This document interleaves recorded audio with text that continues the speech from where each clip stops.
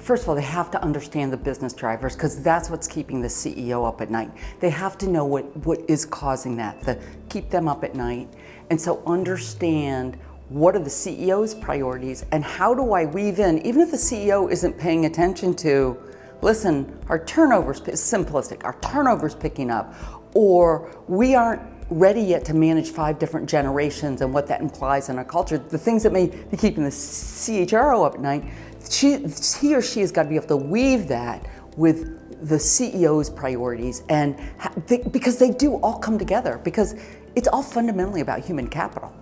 Whatever's keeping the CEO up at night is about people, whether it's directly or indirectly. It could be sales. Hey, do we have the right salespeople? Do we have the right incentive, et cetera, et cetera? And that's a simplistic example. So I think that's really important for CHROs to do.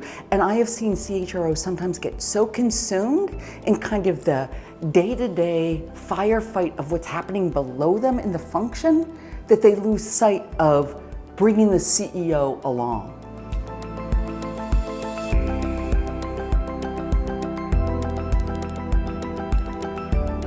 They have to truly understand the business, not the 5-minute at a cocktail party conversation. They got to be able to sit down at a dinner party and have an in-depth discussion with someone about their business.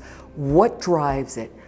What do they need to be thinking about from a product or service standpoint? What's happening in the macro economy that's impacting their business? They got to be able to read a financial spreadsheet, because we see CHROs who say, I understand the business, and that means they can talk here, but they can't bring it down. Well, how can you align how can you build and execute the right strategy if you really don't understand not only where the company is, but where it's going?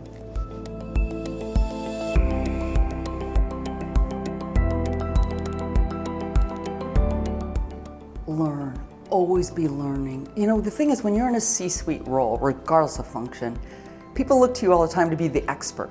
So sometimes you lose sight of, but I always have to be growing myself to better serve this rapidly changing organization. And I see CHROs lose that sometimes because they also have enormous demands on them, but that's critically important to continue to be successful. And that's when I talked about the capstone of when our president, who's a CHRO, talked about reinforcing change industries, change size. It's scary for people and it's hard in the market. People came up to me afterwards and talking about the reality is, the market has a recency issue. Like, where have you worked most recently? And they don't look below that and what your capability is. And so those are some of the learnings.